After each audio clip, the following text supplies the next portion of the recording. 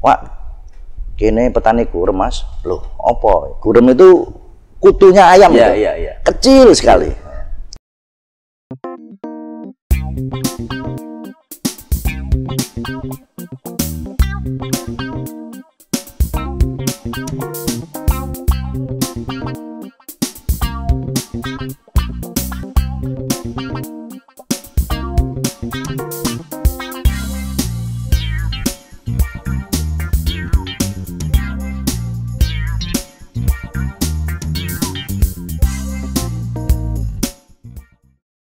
Halo, apa kabar? Ketemu lagi di podcast Kopi Nawa. Di sini kita akan minum kopi sambil menalar wawasan kita tentang banyak hal yang terjadi di sekitar kita. Dan tentu setiap kali kita muncul pasti kita akan hadirkan banyak sekali permasalahan yang mungkin bisa dipecahkan. Ya minimal didiskusikan lah untuk kemudian besok-besok atau mungkin syukur-syukur secepatnya bisa diselesaikan. Ini menyangkut persoalan masyarakat Jawa Timur dan segala sesuatu yang terkait dengan kebijakan di pemerintah provinsi maupun di DPRD Provinsi Jawa Timur. Bersama saya Anang Cabro, kita ketemu di podcast Kopi Nawa.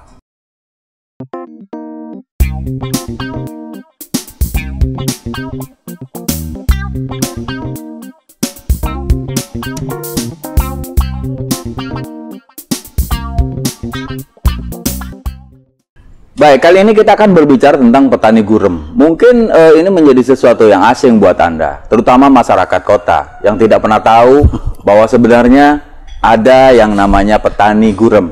Petani yang hanya memiliki lahan tidak lebih dari setengah hektar, 0,5 hektar. Mungkin Anda berpikir itu menjadi sesuatu yang tidak penting buat Anda. Tapi bagi masyarakat pedesaan, lahan menjadi sesuatu yang luar biasa. Nah, seperti apa petani gurem? Bagaimana nasib mereka? Dan apa saja yang kemudian diberikan oleh pemerintah untuk bisa mengangkat kesejahteraan mereka? Saya sudah bersama dengan anggota Komisi B DPRD Provinsi Jawa Timur, Bapak Oni Setiawan. Assalamualaikum. Waalaikumsalam Mas Nang. Saya panggil Mas aja deh. Masih muda beliau ini. 48, 39 atau masih 32 atau berapa ya? Beliau ini adalah orang yang punya latar belakang luar biasa. Seorang yang punya intelektual dengan didasari oleh pergerakan-pergerakan yang dilakukan di masyarakat dan punya hobi yang mungkin bagi kita seorang wakil rakyat tapi masih juga mau beternak. Begitu ya Mas ya? Beternak ya? Ya. Beternak apa? Beternak masalah atau? Jadi saya sedang mencoba untuk pembesaran bebek pedaging. Bebek pedaging? Ya, di wilayah Tuban. Di Tuban. Berapa hektar? Aduh. Apa masuk juga petani gurem? Iya, termasuk gurem. Jadi saya sewa lahan, saya bikin kandang untuk kapasitas 3.000 bebek. 3.000 bebek. Tapi itu dibuat estafet, sehingga setiap 2 minggu itu panen. Fungsinya setiap 2 minggu itu biar pegang uang. Oh gitu? Ya. Memang anggota dewan kurang? Bukan, maksud saya yang ngelola. Oh, yang ngelola. Jadi menciptakan pekerjaan untuk orang-orang di sekitar beliau ini supaya mereka bisa meningkatkan kesejahteraan. Kalau ada 1 juta anggota dewan seperti ini, saya yakin tidak ada pengangguran di Jawa. Nggak ada kantornya juga, nggak cukup ya. Kenapa harus bebek, Mas? Sebetulnya kalau saya, jadi kebetulan itu teman itu adalah kader kami. Pengurus partai di tingkat kecamatan. Setahun yang lalu sebelum saya dilantik, saya tanya, kalau untuk nambah penghasilanmu, maunya ternak apa? Sapi, kambing, atau bebek? Karena dia punya pengalaman bebek. Dia milih bebek. Alasannya karena panennya cepat. Oh, itu berapa bulan sekali? 40 hari maksimal. 40 hari? Maksimal, 35 hari sudah panen. Cepat berarti ya? Cepat. Akhirnya saya langsung carikan pinjaman, saya bikinan kandang. Jangan-jangan SK-nya yang masuk di situ. Baik, beliau ini dari Dapil Bojonegoro Tuban. Bojonegoro Tuban ya. Daerah yang sebenarnya punya kekayaan luar biasa. Bojonegoro itu kalau nggak salah Jati, Marmer. Jati ya. Jati minyak untuk Bojonegoro. Oh ya, Tuban kan minyak juga. Enggak. Tuban hanya kilang yang akan dibangun tapi nggak jadi. Oh, nggak jadi. Rosneft masih ditunda. Oh, ditunda. Jadi belum ada dampak signifikan ya. Belum. Jadi tidak heran kalau masuk di 5 peringkat termiskin di bawah. Ya. Ini tantangannya buat beliau loh. Karena salah satunya juga mengenai petani gurem. Jadi seperti apa dan bagaimana sih petani gurem ini? Nah, kita coba akan berdiskusi dengan beliau. Gimana Mas konsep petani gurem kalau menurut jenengan, karena ini bagi kita juga agak terkejut gitu loh. Memang ada ya petani gurem? Ya petani aja gitu loh. Kalau gurem itu kayaknya remah-remah. Ya. Jadi biar nggak salah sangka Mas Nang, iya. saya mohon maaf. Ini hanya sebutan istilah. Istilah saja. Istilah saja. Ini kami dengar pada saat kami turun. Ini petani ini kalau lihat lahannya kan luas ini, kayak di Bojonegoro itu ya, di Kecamatan Dander, pokoknya selama wilayah Sungai Bengawan itu luas sekali. Wah, kini petani gurem Mas, loh, opo? Gurem itu kutunya ayam itu, kecil sekali, kecil tapi gatel gitu. Jadi maksudnya dia adalah petani kecil. Petani gurem itu dia sebut bahwa dia sebetulnya petani kecil. Petani yang lahannya secara itu tadi setengah hektar. Setengah hektar ya. 5.000 ya, setengah hektar. Tapi kenyataan lapangnya itu bisa itu maksimal itu di bawah itu. Ada yang cuman di zamannya Gubernur Pak Dekarwo berapa waktu yang lalu beliau malah ngomong 1/4 hektar secara umum. 1/4 hektar. Rata-rata seperti itu. Ya. Sehingga waktu itu mungkin sekarang juga sudah ditata kembali untuk wilayah. Nah, petani kecil ini tadilah sebetulnya wong cilik ini. Ya kalau Soekarno bilang itu lamarhen. Petani kecil yang punya lahan sedikit, punya alat produksi, kemudian dia menanam. Nah, kenapa itu menjadi concern kami? Karena itu cukup besar di Jawa Timur itu. Menurut sensusnya itu kan ada berapa jumlah petani? Jumlah petaninya. Nah, sehingga mereka memang harus dibantu untuk kemudian diperhatikan. Begitu Pak Mas Nang. Jadi dia adalah petani kecil. Petani kecil. Ya ini kan menarik Mas Oni ya, karena kalau saya coba saya jadi kemudian penasaran. Kemudian saya cari-carilah data. Ini ternyata dari 5 juta orang yang jadi petani atau pertanian ini, 82%-nya itu ternyata gurem. Ini saya jadi begini, ini pemerintah kemana nih? Ya, itulah maksud saya. Ternyata 80% petani kita ini petani kecil. Ya. Petani kecil. Nah, apa langsung kita ngobrol itu ya, mumpung ya. Oh iya, harus seperti itu. Kita langsung ngegas saja. Enggak, kenapa kemudian itu menjadi perhatian kami? Minimal saya malah jadi nggak enak ngomong petani gurem, dipikir yang nanti jangan disalahartikan ya, itu hanya kata kiasan. Ya saya pikir wakil rakyat harus bisa menyampaikan apa yang menjadi realita di lapangan, bahwa ternyata hari ini petani-petani itu lahannya tidak banyak. Oke. Jadi sekarang saya ngomong soal faktor produksi, Mas. Salah satunya adalah lahan. Ya. Kalau lahan dia sedikit, ini yang kenapa menjadi perhatian saya, perhatian kami, teman-teman di fraksi. Dengan lahan setengah hektar, sekarang pemerintah sudah luar biasa menetapkan harga pokok. Petani itu padi tadi 6.500 ya, gabah di sawah ya. Secara aturan. Saya hitung itu, hasil panennya itu. Kalau sawah itu bagus, per hektarnya kan 7 ton ya. Kemudian dipotong biaya produksinya. Mari kita hitung. Petani itu dapat 2,9 juta dengan lahan yang normal 0,5 tadi. 0,5 tadi. Lah, parameter kemiskinan BPS itu juga 2,9. Berarti mereka masuk di kategori miskin.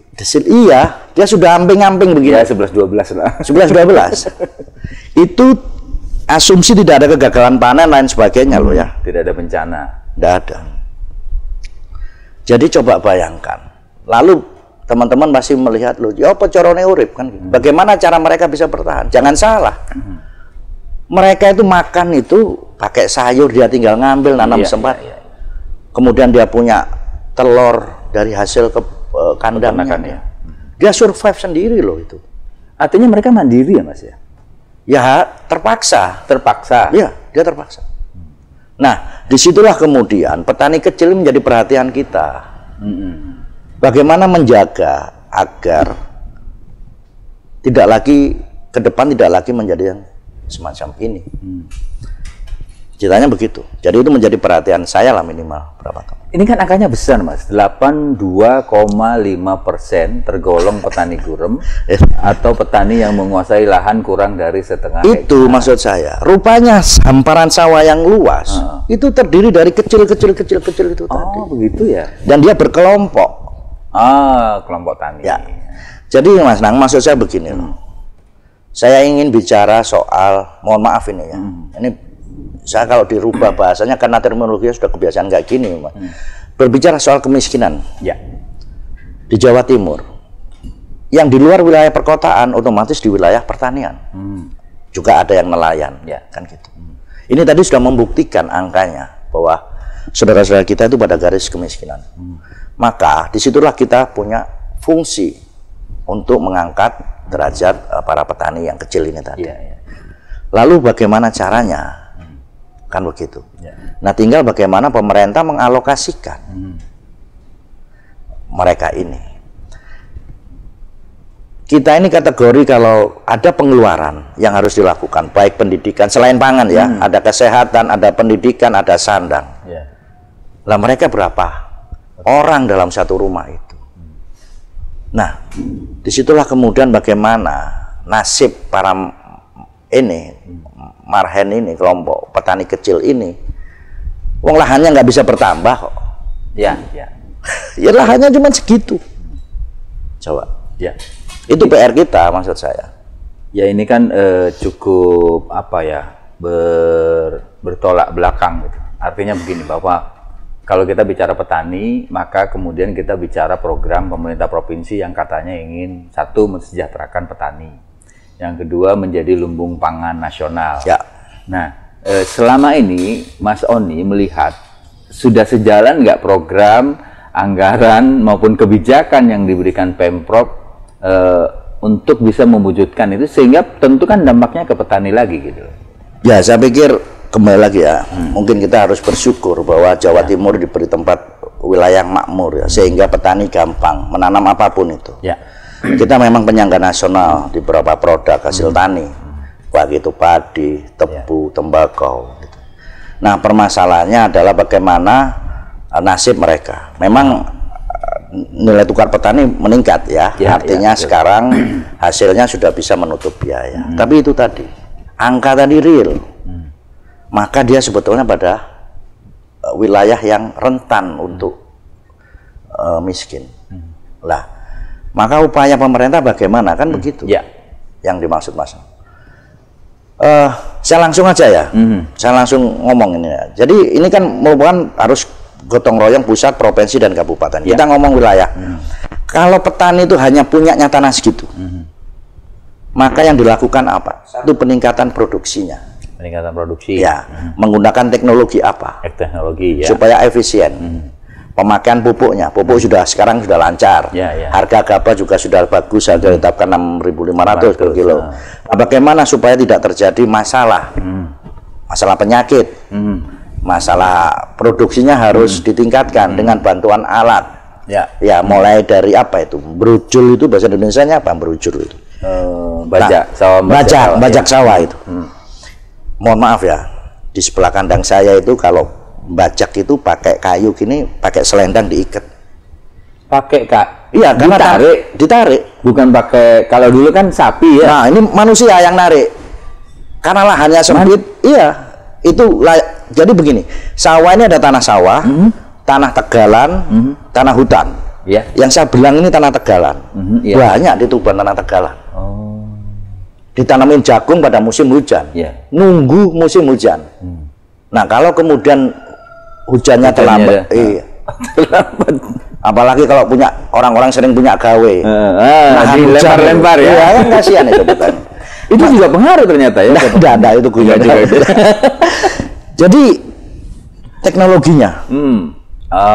Mulai dari awal dia produksi, di brojol itu harus pakai alat, panennya juga pakai alat. Karena berdiri sendiri-sendiri nggak bisa, mereka harus berkelompok, dibikin kelompok tani supaya memudahkan.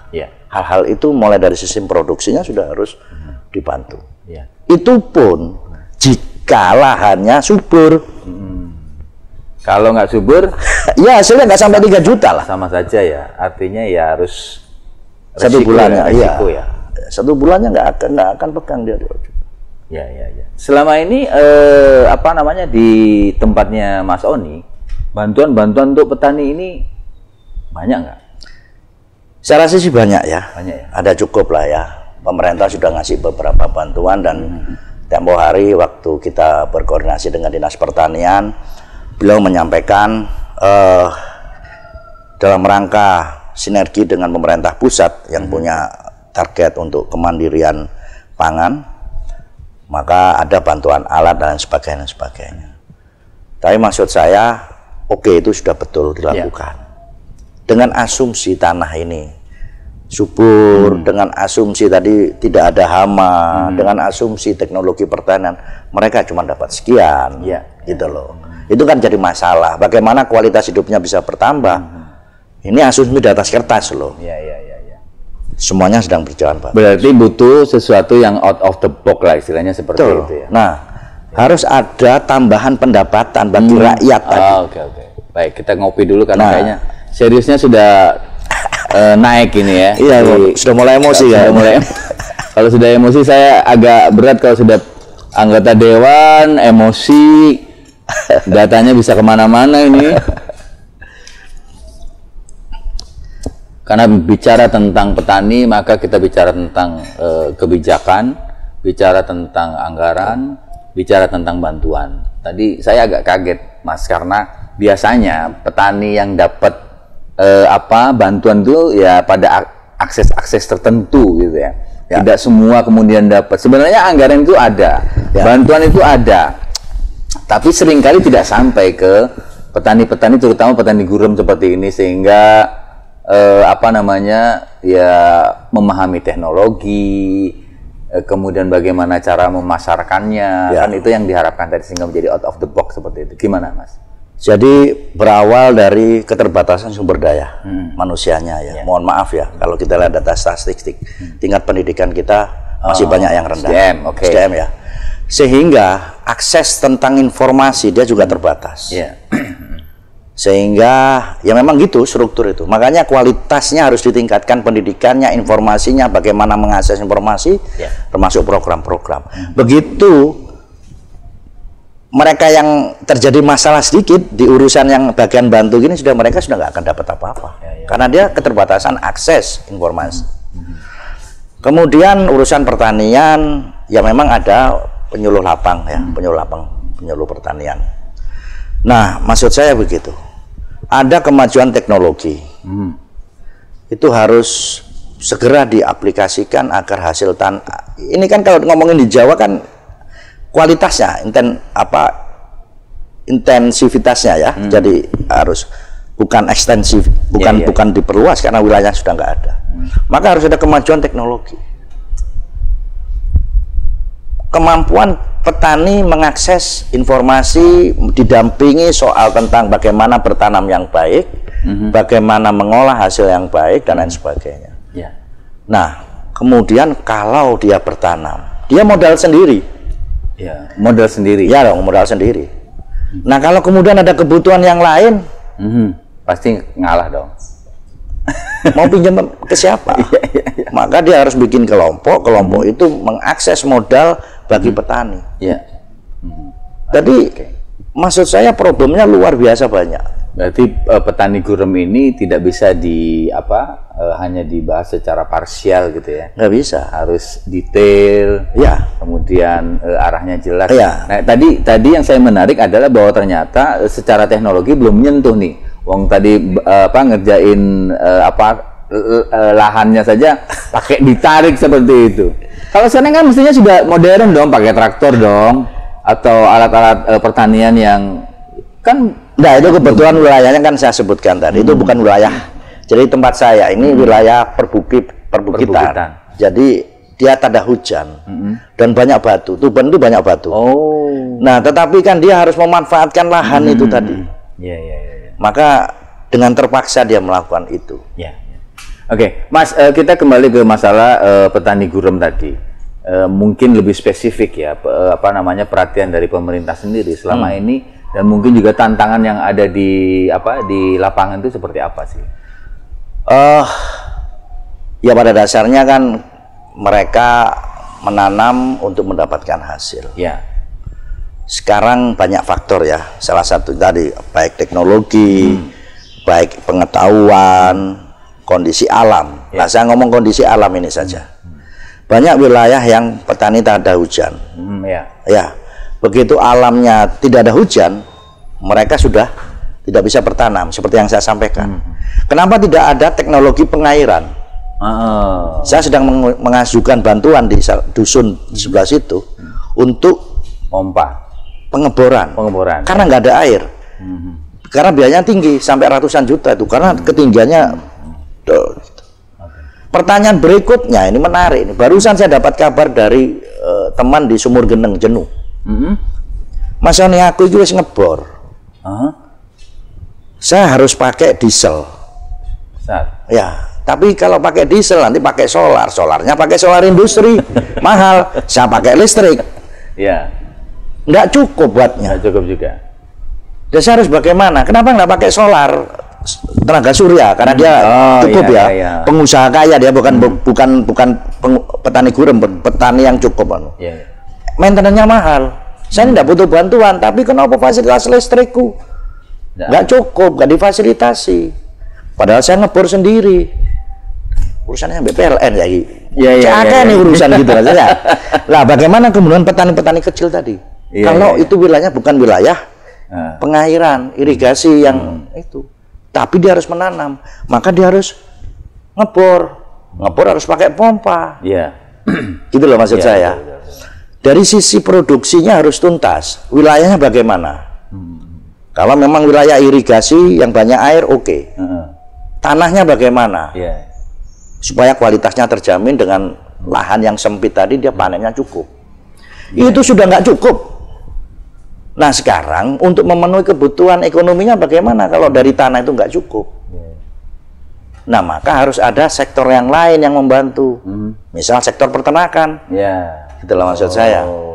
Ya, berarti bahwa harus ada inovasi ya dari petani itu sendiri, supaya kemudian tidak hanya bergantung dari lahan yang hanya setengah hektar. Cuman saya agak ini, Mas, banyak banget yang sampean urusinnya sebagai anggota dewannya. Komisinya terlalu banyak urusan. Komisinya terlalu banyak, maksudnya komisi persennya atau gimana? Bukan memang kebetulan urusannya komisi ekonomi. B ini memang perekonomian dan banyak ya, ada urusan dagang. PLN kan termasuk di bukan. Cuma dia kan harusnya support system terhadap support system. Makanya ada program listrik tenaga surya ya. Yang saya kebetulan datang di Desa Panjang, Kecamatan Kedung Adem.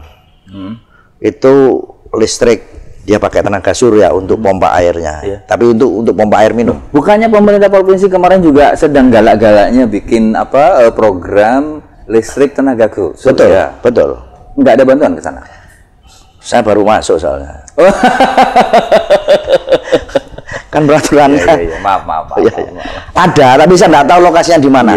Loh, kalau Jawa Timur kan mestinya Komisi B punya akses dong. Maksud saya ada data itu nanti. Kan ini akan direalisasikan baru akan di depan ini loh maksud saya. Baik, Mas, petani gurem itu kan sebenarnya kalau kita bicara tentang realita kebutuhan hidup sehari-hari ya, bahwa orang bekerja pasti dia berharap bisa nabung lah dari apa yang kemudian dia dapat. Petani gurem tadi jenengan menyebut di angka 2, sekian lah setiap bulannya ya. Itu pun kalau misalnya tidak ada bencana dan lain sebagainya. Nah, untuk bisa meningkatkan itu tadi kan harapannya ada inovasi. Salah satunya dengan peternakan. Nah, artinya bahwa ada teknologi ataupun kreativitas dari petani gurem itu sendiri untuk selain dia bertani, dia juga beternak. Selama ini seperti apa? Ya itu dilakukan Mas Nang. Jadi begini loh, kalau kita mungkin teman-teman harus menyempatkan turun ke petani dan melihat dalam kehidupannya. Jadi petani dengan lahan yang cuma 0,5 hektar di bawah itu, dia menabung betul, dia bahasanya tidak boleh gagal dalam panen karena dia mempengaruhi penghasilannya. Ya. Begitu dia punya uang, dia simpen biasanya. Ya. Dalam bentuk apa? Sapi, kambing, atau dia beli ayam. Supaya hasilnya bisa dipakai. Tambahan. Jadi duit tadi nggak diem. Dulu untuk biaya biasanya sekolah anak dan sebagainya. Sekarang kan pemerintah sudah membantu di urusan pendidikan, kesehatan. Nah, lumayan ini. Dia tidak menjual, tapi dia membudidayakan. Masalahnya dengan penghasilan segitu, berapa uang yang dia bisa sisihkan untuk membeli kambing atau sapi? Seberapa lama dia dapat hasil untuk itu? Maka disitulah peran pemerintah untuk meningkatkan pendapatannya. Jadi selain mengurangi beban biayanya, beban hidupnya, anaknya sekolah, kesehatannya, ya ini masih belum rata, kurang lah ya. Masih kurang ya. Maka dia harus disupport. Harapannya dari pemerintah apa dong supportnya? Modal. Dia harus dikasih gini. Kebetulan saya punya pengalaman di penanggulangan kemiskinan tapi di perkotaan selama sekitar 7 tahun. Cara pandang ini harus dirubah. Visioner. Ya. Cara pandang petani ini harus dirubah.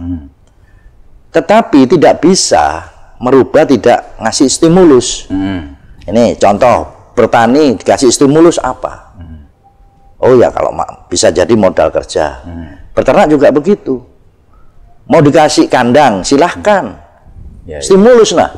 Sebentar, saya masih agak bingung dengan cara pandang. Memang selama ini petani cara pandangnya gimana, Mas? Nanem, manen, jual. Kalau kita ini gini-gini. Makan. Ini kalau tani ini kan hanya sektor saja ya. Petani ini adalah orang yang paling sabar menurut saya. Dia menanam saat ini, baru 3 bulan lagi dia panen. Betul. Dia menunggu selama berapa hari tadi? 3 bulan tadi. Dia menunggu. Lah harusnya kan ada sesuatu yang dikerjakan secara ekonomi. Iya kan? Lah time is money. Iyalah. Tapi bagaimana mau memanfaatkan lahannya pakai apa dia? Itulah stimulus pemerintah turun. Ini kayak lingkaran setan kan. Pendidikan terbatas, ekonomi terbatas, mau gerak dia nggak berani, Pak. Dia bisa nggak makan gitu loh maksud saya. Kalau salah melakukan aktivitas, dia mencoba buka warung, yang nggak ada yang beli, penduduknya terbatas. Siapa yang beli buka warung di tengah-tengah wilayah yang sepi gitu? Nah maksud saya dikasih wawasan, tanah kosongnya dimanfaatkan. Oke, cara berternaknya begini. Ini contoh aja. Di setiap rumah itu bukan hampir pasti, banyak yang memelihara ayam. Tapi sekitar 10 ekor lah. Kenapa? Ya supaya bisa diambil telurnya untuk ikan. Kan gitu ya. Kalau pas selamatan ayam itu bisa dipotong.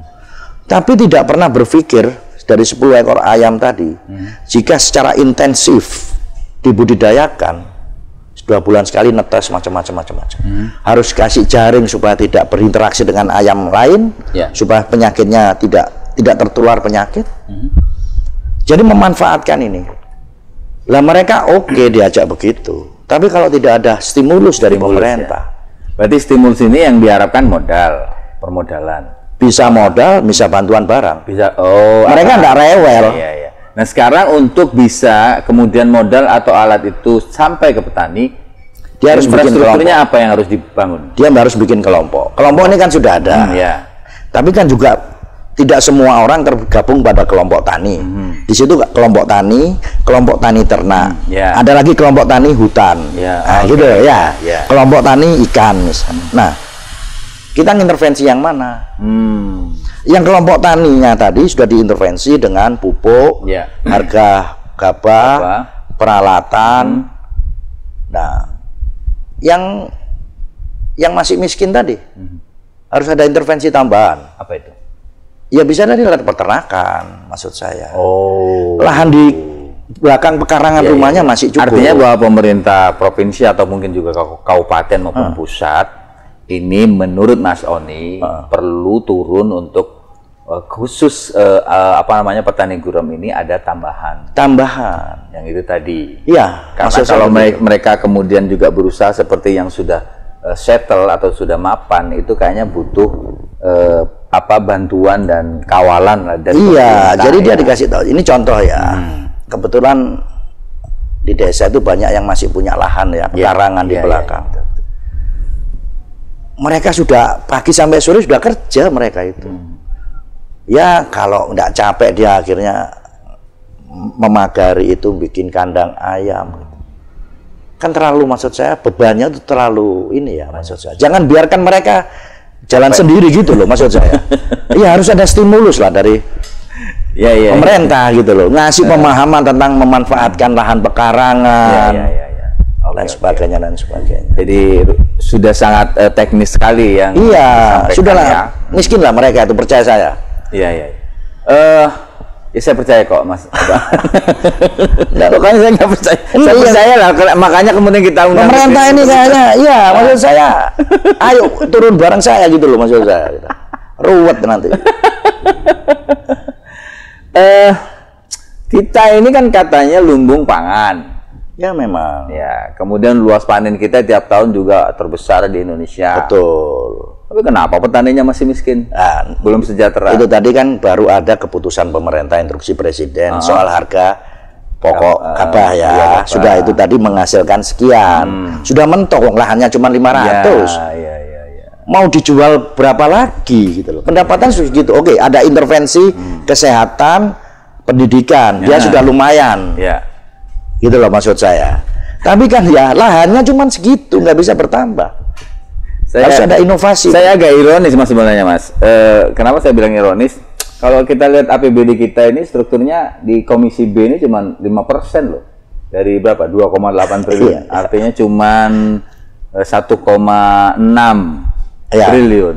Sementara itu untuk semua bidang loh. Nyenengnya itu bidang ekonomi, pertanian, peternakan, nelayan. Gimana baginya? Saya pikir itu teman-teman sudah mensepakati lah ya ke depannya. Yang penting bahwa kita sudah menyampaikan permasalahan itu, kemudian dari posko anggaran yang ada nanti bagaimana badan anggaran menetapkan. Jadi kesepakatan antara pemerintah sama aspirasi ini tadi. Kalau kita bicara tentang rantai ekonomi, kita melihat kan di beberapa dinas ataupun komisi yang lain kan besar. Contohnya komisi E ini. 33% ya. Besar loh. Tapi guru-gurunya juga kayaknya masih belum bisa beli dengan baik, sehingga kemudian hasil petani ini juga kan kalau bicara kan pasti mereka butuh makan, butuh beras, butuh telur, butuh ikan kan kayak begitu. Secara pasar sih mahal, tapi kan ternyata petani kok nggak ada pengaruhnya di harga pasar. Bukan, maksud saya kan seberapa besar uang dibelanjakan untuk membeli hasil pertanian itu. Nah, kalau berbicara soal anggaran, masyarakat kita, penduduk kita masih 9,7% ya yang ada di garis kemiskinan ya. Mereka dibantu baik di urusan pendidikan maupun kesehatan. Saya mungkin konsentrasinya sedang penanganan itu. Nah, kalau kemudian kita ngomongkan lagi hasil tani tadi, kita kembalikan lagi. Sebetulnya saya 2 hari yang lalu mendengarkan Kementerian Pertanian cerita bahwa ternyata Indonesia sudah ekspor beras, daging dan telur. Tapi kebutuhan telur itu semakin meningkat. Kebutuhan daging semakin meningkat dengan program pemerintah makan bergizi contoh. Ini harus ditangkap sebagai peluang kan. Lah petani ini harusnya dia disupport untuk supaya dia bisa beli dagingnya di petani. Iya dong. Bisa beli telurnya. Jadi apa yang salah dong? Nggak ada yang salah. Kalau nggak ada yang salah kenapa maksud saya gini, ini ada peluang. Ya. Contoh nih, kondisi ekonomi yang semacam ini. yang paling bisa kita lakukan pertama kali adalah kebutuhan dasar, pangan, kesehatan, pendidikan. Ya. Maka di situ kita sudah jarang lagi nih beli kebutuhan yang lain. Ya. Maka mumpung ada kesempatan, Ya. kita harus bertahan. Mas, Dan fungsi petani ditingkatkan. hari ini kita mendengar informasi bahwa Jawa Timur ini stagnan nih dalam urusan PAD dan lain sebagainya, kan berarti tidak ada peningkatan orang berbelanja, kemudian hal-hal yang terkait di situ. Jadi gimana dong? Sementara anggarannya jenengan di Komisi B untuk ekonomi itu cuma 1,6 T. Ya. Dari Harusnya kan ada dong langkah konkret atau mungkin ya komunikasi-komunikasi yang real. Jadi begini maksud saya, seharusnya pemerintah gini, kalau memang dananya nggak cukup, maka fungsinya ditingkatkan. Contoh, dia menjadi penghubung. Ini contoh, pabrik pakan ternak, oke? Ya. Dia yang selama ini membutuhkan jagung, dia membutuhkan dedek, dia membutuhkan tepung ikan. Ya. Link and match, gabungkan itu. Ya pemerintah harus ke sana. Saya kemarin ngomongkan kayak gitu juga gitu. Kalau duitnya itu tidak cukup, bantulah pada pada cara yang lain. Berarti pemerintah belum ke sana dong. Ya, mungkin ada kesibukan yang lain. Anda terlalu jujur. Saya mohon maaf ini. Ya mungkin juga Pemprov juga. Saya sampai nyarikan mesin sendiri loh buat teman saya. Oh ya? Iya. Dari perusahaan teman yang mau mengalokasikan. Coba. Jenengan ini anggota alat dewan penepung ikan. Iya, jenengan ini anggota dewan. Ya, tahu kan semua program-programnya pemerintah. Ya, tapi kan masih nunggu 2 tahun lagi karena kelompoknya itu dibentuk, harus bantuan baru turun 2 tahun lagi. Padahal kondisi masyarakat nelayan waktu itu saya disambati. Turun penghasilannya. Sehari cuman berapa gitu. Maka harus diolah hasil lautnya. Artinya seharusnya pemerintah provinsi meningkatkan anggarannya bukan 1, sekian ya untuk ekonomi ini ya. Harusnya begitu. Harusnya berapa? Kalau di Komisi B kemarin berapa? Kami kebetulan akan rapat kerja lagi. Jadi tapi rapat-rapat terus kemudian begitu selesai rapat dibahas di Banggar beda lagi. Ya memang ada kita harus melihatnya ini secara holistik ya. Mana yang lebih dianggap penting, lebih memprioritaskan.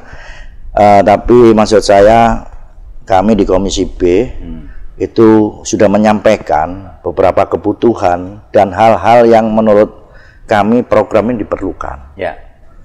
Contoh, apakah itu dikasih, semacam pelatihan atau lain sebagainya, teknologi segala macam. Pelatihan itu untuk bidang apa kira-kira Mas? Kalau misalnya untuk yang kita bahas petani gurem dan peternakan ini tadi. Kalau itu lebih pada bantuan ya. Kalau yang pertanian secara kedepannya, ini kan kelompok tani ini pada umur 40 tahun ke atas, yang muda ini jarang. Iya, betul. Maka harus diberi program yang lebih membuat tertarik masyarakat melakukan aktivitas petani. Mas jenengan ini yang kemudian memunculkan pertama kali kalimat petani gurem. Kemudian akhirnya muncullah angka-angka yang tadi kita sebut ada 82, sekian persen itu tadi. Kalau dari catatan Mas Oni sendiri, apa yang harusnya dilakukan oleh pemerintah Provinsi Jawa Timur ke depan? Minimal ngurangilah 10% dari angka 82 itu jadi 70 atau kalau bisa 60 bahkan terus meningkat lebih baik lagi lah, minimal kesejahteraannya. Komisi B sendiri atau jenengan sendiri sebagai wakil rakyat? Mohon maaf ya, saya tidak melihat atau kurang provinsi. Jadi begini, rakyat ini butuh contoh, butuh contoh sukses pada satu sektor tertentu. Pertanian dan industri yang menghubungkan itu. Ini contoh yang saya sampaikan tadi. Kalau ada hasil beras, ada hasil jagung, ada hasil ikan, kita bikin industri kecil pakan ternak. Contoh. Kita kasih contoh bahwa petani yang punya lahan terbatas harus meningkatkan produksinya dengan pengetahuan yang cukup, teknologi yang cukup, dan memanfaatkan lahan-lahan tidur. Contoh. Nah, informasi kesuksesan tadi disampaikan. Sukses story ya. Sukses story, tapi itu betul-betul intervensi oleh pemerintah. Nggak nyebar kayak gini, sana bantuan ini, tidak fokus ya. Jadi kita dikasih visi gitu. Rakyat ini harus dibantu, dia dibangun visinya bersama pemerintah. Dan dia harus membantu betul. Kalau tidak punya uang, dihubungkan. pabrik pakan ternak dihubungkan ini loh, ada tepung ikan produksi dari Lamongan, ini ada produksi dari Gresik, ini dari Tuban. Jangan impor saja gitu loh. Kan lumayan Mas, meskipun Rp1.000 per iya gitu maksud saya. Kali berapa ton kan ya. Jadi kerja barengnya di situ. Kerja bareng. Itu yang belum penuh dilakukan ya, masih incrit-incrit kemana-mana lah. Ya mungkin kecapean juga. Kecapean juga ya. Jangan capek-capek ya untuk para pejabat. Ini rakyat perlu didatengin, nggak cuma diceritakan. Saya berani ngajak kok, bener ya. Ini belum ngomong petani hutan loh ya. Petani yang lahannya di hutan itu ya, di Bojonegoro itu, mulai kecamatan Gedung Adem, Gondang, Sekar, Bubulan. Saya kemarin ketemu dengan petani di daerah Kedewan. Baik, masih banyak. Singkat aja, kalau menurut Komisi B, apa saja yang harus dilakukan untuk membantu mereka petani gurum ini? Jadi dia harus dibantu, diintervensi dengan program untuk meningkatkan pendapatannya. Karena lahannya sudah terbatas. Tidak bisa menghasilkan tambahan pendapatan dari lahan pertanian ini. Karena sudah saya hitung kan. Nah, bagaimana meningkatkan kesejahteraan? Berarti ada program lain yang inovasi yang dilakukan oleh pemerintah. Harus memberi bantuan stimulus tadi. Baik modal maupun alat. Ya. Artinya lihat kebutuhan ya. Kebutuhan. Karena alat itu bisa untuk kelompok, ya bisa dilakukan kelompok. Jadi jenengan siap memperjuangkan itu ya? Ya, saya memperjuangkan itu memang. Angkanya bisa nambah dong. Harusnya 2026 masih 1, tadi ya. Berarti 2027 atau PAPBD lah yang harus dinaikkan ya? Ya, saya pikir nanti kita harus membicarakan dengan komisi lain lah ya. Kebutuhan bagaimana kita menggerakkan ekonomi di Jawa Timur. Mungkin mau menyampaikan ke Dinas Pertanian atau ke Ibu Gubernur? Ya, saya pikir kepada dinas pertanian maupun peternakan. Kalaupun jangan kemudian ya nggak usah goleng-goleng alasan lah. Bahasa Jawanya begitu. Kalau memang bisa dibantu, bantu. Gitu aja. Ya, apa adanya lah. Jadi karena memang masyarakat ini kalau sudah bicara jujur ya pasti mereka bisa memahami lah. Ya, saya pikir. Tapi luar biasanya ternyata memang para petani atau petani gurum ataupun masyarakat ini ternyata cukup mandiri ya kalau tadinya dengan ya terpaksa dia mandiri. Itu marhen harus dibantu gitu maksud saya. Tanahnya sudah cuma segitu. Iya. Menarik pembicaraan ini sebenarnya kalau mau saya gali banyak hal yang harusnya bisa kita ungkap di sini karena apapun juga anggaran yang disediakan oleh pemerintah tampaknya masih belum berpihak kepada pertanian karena 1,6 atau 5% dari APBD Jawa Timur ini diberikan ke perekonomian dan itu kecil sekali ya. Sementara ada anggaran lain yang cukup besar 33%. Mau dong. Kalau misalnya khusus pertanian, peternakan, dan nelayan bisa naik jadi 20%, keren ya? Luar biasa ya. Keren ya. Karena dia punya multiplier effect. Sesuatu yang tidak mungkin. Dia punya mungkin atau tidak mungkin? Coba saya tanya. Baik, pembicaraan yang luar biasa dengan Mas Oni, anggota fraksi PDI Perjuangan dari anggota fraksi PDI Perjuangan Komisi B DPRD Provinsi Jawa Timur yang memang setiap hari selalu bersinggungan dengan pertanian, peternakan, nelayan yang ya di tangan-tangan beliau inilah sebenarnya kebijakan-kebijakan dan anggaran kemudian bisa terrealisasi. Tapi kita juga harus memberi pemahaman kepada Anda bahwa menaikkan dan menurunkan anggaran sebuah kegiatan itu bukan sesuatu yang gampang kan, harus berjuang di Banggar ya Mas. Ini kan bukan Banggar nih. Bukan. Sayang sekali. Baik, Mas Ani terima kasih banyak. Terima kasih Mas sudah hadir. Dan kita jadi tahu nih bahwa ternyata petani gurum itu ya begitu, tidak lebih dari setengah hektar dan mereka harus mandiri, mereka harus kreatif dan kita berharap seperti yang dikatakan oleh Mas Oni bahwa pemerintah akan melakukan intervensi untuk memberikan stimulus baik itu berupa modal maupun juga bantuan peralatan mungkin melalui instrumen-instrumen yang ada. Yang hari ini kita punya Koperasi Merah Putih lah Mas ya. Mudah-mudahan itu bisa berfungsi dan ya itu artinya kita harus menghargai bagaimana para petani ini bisa memberikan kita beras untuk kita makan setiap hari, terutama mereka-mereka yang ada di perkotaan. Sekali lagi terima kasih Mas Oni. Sama-sama selalu dan kita tunggu janjinya untuk memperjuangkan petani menjadi sejahtera, merdeka. Oke, saya Anang Cabru, kita ketemu lagi di podcast Kopi Nawa mendatang dengan topik yang lebih menarik lagi. Sampai jumpa.